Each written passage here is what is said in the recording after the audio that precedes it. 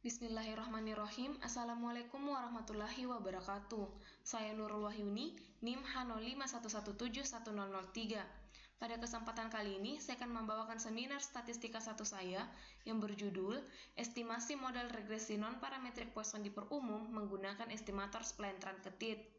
Dengan pembimbing utama, Ibu Dr. Anna Islamiati SSI MSI, pembimbing pertama, Ibu Dr. Randana Sirajeng MSI, serta penguji, Bapak Andi Kresnajaya SSI MSI, dan Bapak Dr. Nirwan Ilyas MSI.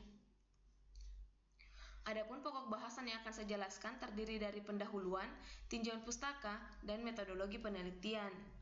Pada bagian pendahuluan terdiri dari latar belakang, rumusan masalah, tujuan penelitian, dan batasan masalah.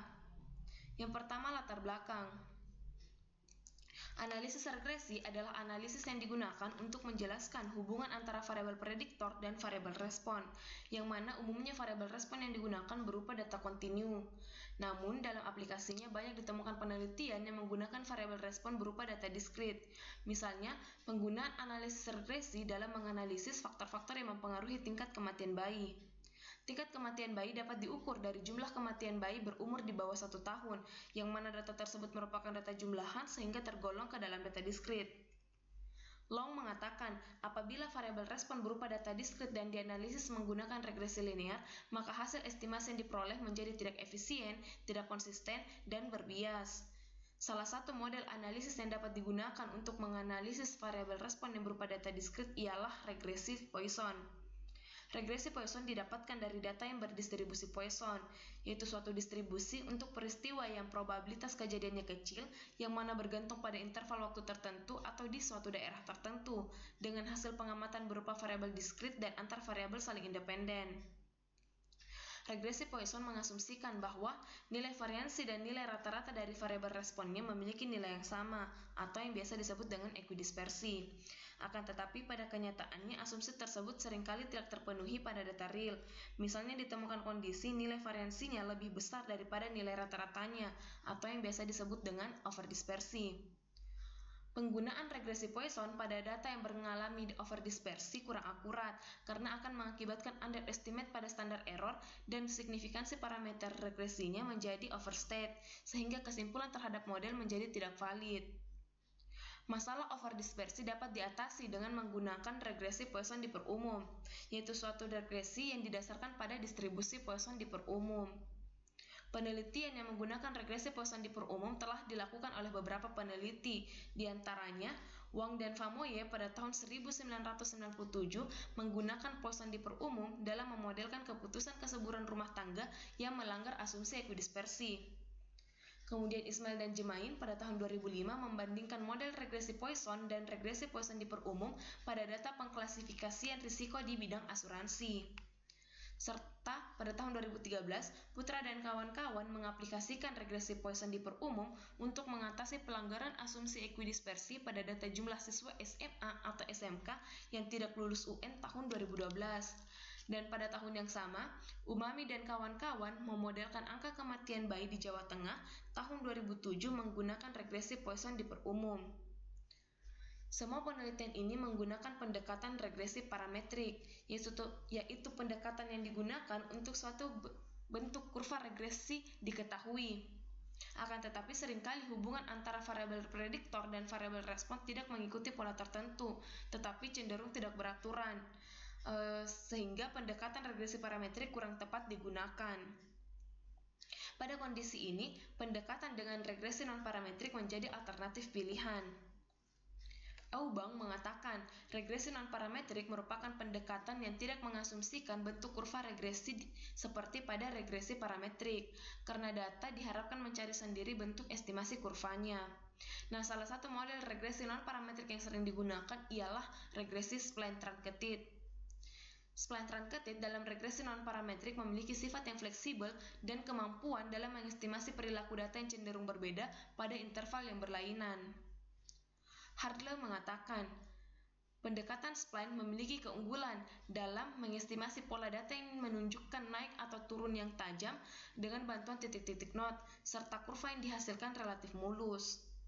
Penelitian dengan menggunakan regresi Spline-Truncated telah dilakukan oleh beberapa peneliti, diantaranya Hadley dan kawan-kawan pada tahun 2005 membandingkan model regresi polinomial biasa dengan model regresi spline truncated pada data simulasi dengan struktur data yang berbeda, seperti linear, kuadratik, kubik, dan pola data lainnya.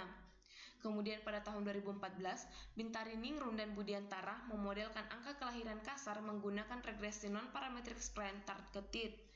Kemudian pada tahun 2017, Dukalang memodelkan jumlah kematian bayi dengan menggunakan pendekatan regresi spline adaptif multivariat.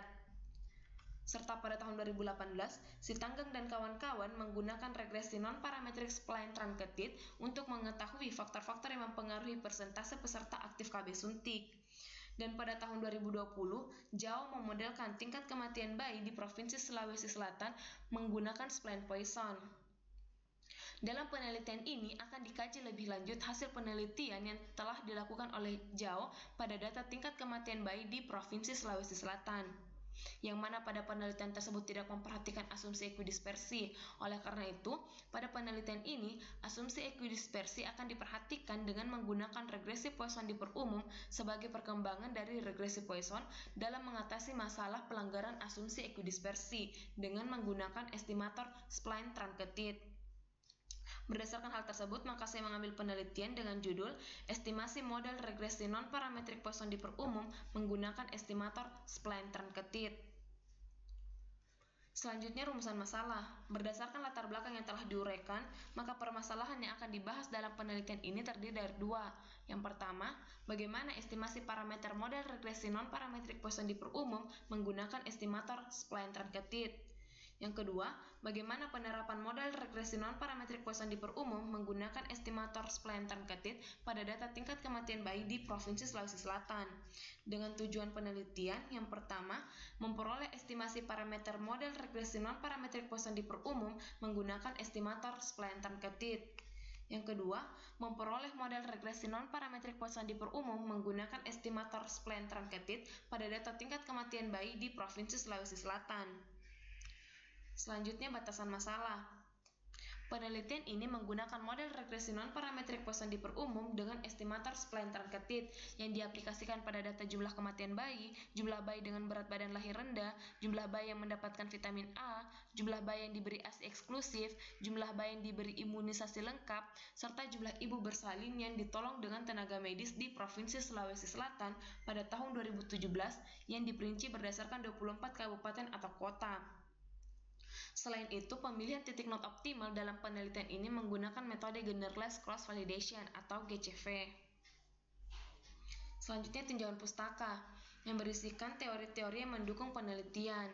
Yang pertama, Generalized Linear Model, yang kedua distribusi Poisson, ketiga regresi Poisson, keempat overdispersi, kelima regresi Poisson diperumum, keenam regresi non-parametrik, ketujuh regresi non-parametrik spline truncated, 8 estimasi kurva regresi non-parametric spline truncated, 9 pemilihan titik not optimal, 10 metode maksimum likelihood estimation, 11 algoritma Fisher scoring, 12 pengujian signifikansi parameter model regresi spline Poisson diperumum, dan yang terakhir tingkat kematian bayi.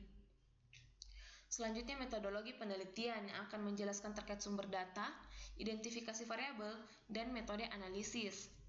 Yang pertama, sumber data. Data yang digunakan dalam penelitian ini merupakan data sekunder yang dikeluarkan oleh Dinas Kesehatan Provinsi Sulawesi Selatan melalui publikasi Profil Dinas Kesehatan Provinsi Sulawesi Selatan tahun 2018, yang mana pada publikasi tersebut berisikan data Dinas Kesehatan Provinsi Sulawesi Selatan pada tahun 2017. Selanjutnya, identifikasi variabel.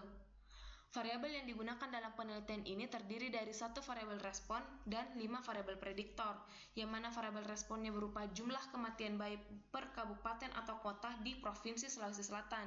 Sedangkan variabel prediktornya terdiri dari jumlah bayi dengan berat badan lahir rendah, jumlah bayi yang mendapatkan vitamin A, jumlah bayi yang diberi ASI eksklusif, jumlah bayi yang diberi imunisasi lengkap, serta jumlah ibu bersalin yang ditolong dengan tenaga medis.